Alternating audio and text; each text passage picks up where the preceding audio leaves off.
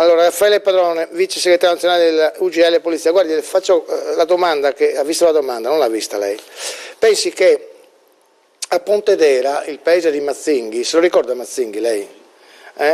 È successo che c'è il campo sportivo e di questi tempi, primavera inoltrata, c'è un camp a Bellaria, nel centro sportivo di Bellaria, la tradizionale merenda dei ragazzini, ed è composta di qualche fetta di mortadella con la schiacciata. Quest'anno una decina di famiglie musulmane hanno protestato per questo alimento che secondo il Corano è vietato. Per questo l'Istituto Comprensivo Pacinotti ha deciso di cambiare lo spuntino per tutti e 400 i ragazzi del gruppo sportivo. La stessa domanda poi la farò anche a Elio De Anna, che è qui. Voglio sentire da che parte stanno veramente i nostri amici. Una scelta che non è passata inosservata, quindi per una decina di loro musulmani non mangiano il panino con la mortadella, posso capirli, non mangiano il maiale, si portano da casa i falafel o si portano a casa la schiacciatina come la fanno loro, ma non possono imporre a 400 di loro di non mangiare il panino con la mortadella, perché darò vita ad una festa dedicata alla mortadella a Pordenone. Cioè, a me veramente queste cose mi fanno inorridire. Allora, dicevo, no? L'organizzazione cosa ha fatto? Invece di dire questo a questa decina di familiari, ha tolto via la mortadella, via tutta, non si può mangiare. E allora dico, ai malati di celiaci, quelli lì cosa devono fare? Devono anche loro dire: scusa, non mangio questa robina qua perché sono celiaco, cambia tutto il menù. Dove stiamo andando, padrone? Dove stiamo andando? Buonasera, ben ritrovati. Il problema è abbiamo iniziato con, sai, lo metto un po' in termini di sicurezza.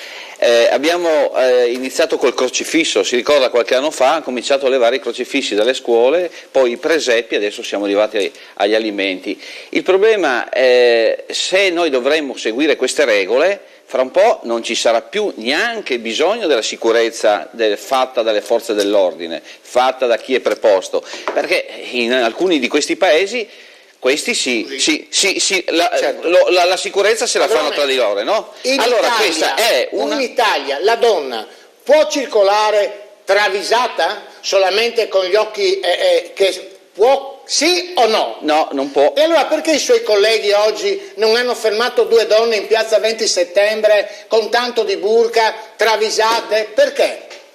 Mi spieghi? No, mi deve spiegare perché non le hanno fermate. Allora, su ogni decisione io sto dicendo quello che avrei fatto io. Ma scusi, perché la polizia è divisa? No, non è questione di divisa. Sì, non è questione di divisa. Ci sono delle lei, no, gli altri. Non mi sa spiegare perché io non ho capito. Allora, il problema è che una volta che lei porta dentro queste persone per l'identificazione, finisce lì. Questo è il danno. Ma non ha capito. Perché questo è il danno. Allora è giusto che quelli che hanno il cane che devono mettere la musica. No, ma io sono d'accordo con lei. Io sono d'accordo con lei. Ah, meno male. Io sono d'accordo con lei, anche ieri quando lei ha messo il post, io gliel'ho scritto immediatamente. Il problema è sempre il sistema che non funziona in questo paese. Non funziona il sistema, direttore. Siete sindacalisti, denunciate pubblicamente. Quello che sta avvenendo. Quanti sindacati ci sono dentro da voi? 18.433. Lei è l'unico. Cosa fa il 18.433? Io non lo so, io la ringrazio per questa cosa. Però voglio dire, io sono qua di vedere per Pordenone gente travisata. Ma lei è chiaro? Io sono stufo invece di portare la gente dentro e far diventare la questura un hub, perché se lei passa alcune mattine è una vergogna. Certo. Non è più una questura, è un hub. Io gliel'ho detto anche per iscritto al questore, l'ho detto a tutti per iscritto. È una vergogna, ma questo ci dà lo Stato, dobbiamo fare così, è silenzio. Ecco perché io mi preoccupo di quello che sarà poi la sicurezza domani. Poliziotti non ne assumono più. Che poi tra l'altro carabinieri nemmeno. Volevo essere nella fuga, ho detto questa mattina.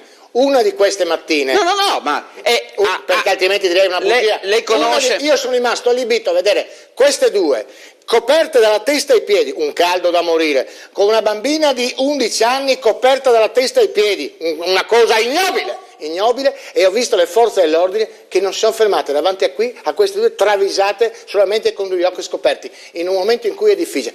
secondo me, di sicurezza, non esiste nemmeno un H. Anche perché andiamo a rischio di non sapere neanche chi c'è sotto quella Bravo, coperta. grazie, arrivederci. Si allarga invece in Friuli Venezia Giulia l'inchiesta Moser.